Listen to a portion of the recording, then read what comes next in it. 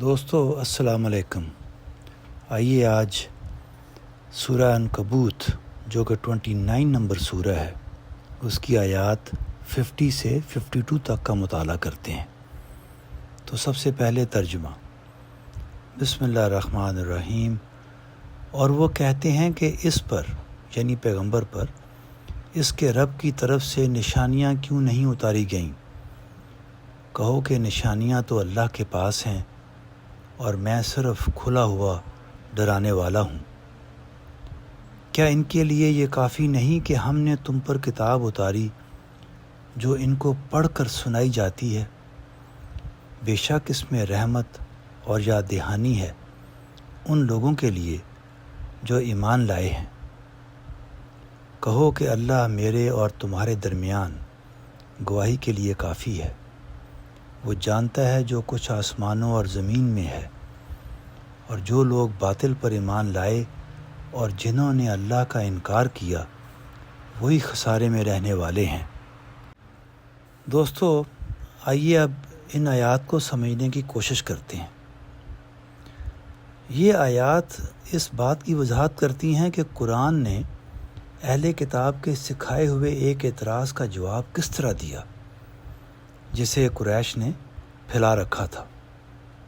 دوستو اہل کتاب جو پچھلے انبیاء سے واقف تھے کہا کرتے تھے اگر محمد صلی اللہ علیہ وسلم واقعی اللہ کے رسول ہیں تو انہیں حضرت موسیٰ یا حضرت عیسیٰ علیہ السلام جیسے معجزے کیوں نہیں دیے گئے؟ وہ یہ بات قریش کے دلوں میں شک پیدا کرنے کے لیے کہتے تھے، کیونکہ قریش ان کو دین کے بارے میں ماہر سمجھتے تھے، یعنی ایکسپرٹ سمجھتے تھے۔ قریش کے سردار پھر یہی اعتراض لوگوں میں پھیلا کر رسول اللہ صلی اللہ علیہ وسلم کے بارے میں بدگمانی پیدا کرتے تھے۔ دوستو قرآن کا جواب نہایت پرحکمت اور پرسکون ہے۔ اللہ تعالیٰ نے انہیں براہ راست مخاطب کرنا بھی پسند نہیں فرمایا، بلکہ رسول اللہ صلی اللہ علیہ وسلم سے فرمایا کہ کہہ دو نشانیوں کا اختیار تو صرف اللہ کے پاس ہے، میں تو صرف ایک کھلا ہوا ڈرانے والا ہوں۔ یعنی معجزے اللہ کی مشیت کے تابع ہیں، یعنی یہ اس کی جورسڈکشن ہے۔ رسول اللہ کا کام یعنی نبی کا کام صرف ہدایت اور تنبیہ ہے، معجزہ دکھانا نہیں۔ پیغمبر نے تو صرف نبوت کا دعویٰ کیا ہے، خدائی کا نہیں۔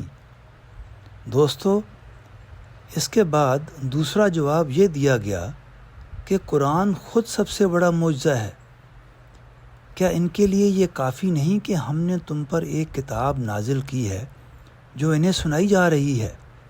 یعنی اگر کوئی معجزہ دکھایا جاتا تو وہ وقتی ہوتا، اور اگر کوئی عذاب کی نشانی آتی تو وہ تباہ کن ہوتی، لیکن اللہ نے اپنی کتاب اتاری جو ہمیشہ باقی رہنے والی رحمت اور یاد دہانی ہے، پرووائڈڈ یعنی بشرطیہ کہ وہ اس کی قدر کریں اور ایمان لائیں۔ دوستو لفظ ذکرہ سے واضح ہوتا ہے کہ قرآن ان حقائق کی یاد دہانی کراتا ہے جو انسان کی فطرت اور عقل میں پہلے سے موجود ہیں۔ قرآن کی صداقت ثابت کرنے کے لیے کسی بیرونی معجزے کی ضرورت نہیں۔ انسان اگر خود اپنی فطرت پر غور کرے تو وہ مان لے گا کہ قرآن سچ کہتا ہے۔ دوستو اس لیے یہ اعتراضات بڑے سپرفیشل تھے، یعنی سطحی تھے۔ دل کی گہرائی میں وہ جانتے ہیں کہ نبی سچے ہیں۔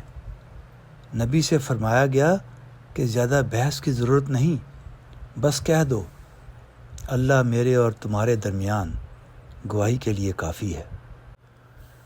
وہ جانتا ہے کہ تم نے انکار لا علمی سے کیا یا ضد اور غرور سے۔ آخرکار اللہ سب پوشیدہ راز کھول دے گا، اور جو لوگ جان بوجھ کر باطل کو اختیار کریں گے اور اللہ کا انکار کریں گے وہی آخرت میں ناکام ہوں گے۔ دوستو مجھے امید ہے کہ ہم نے ان آیات کو اچھی طرح سمجھ لیا ہوگا۔ سننے کا بہت شکریہ۔ السلام علیکم۔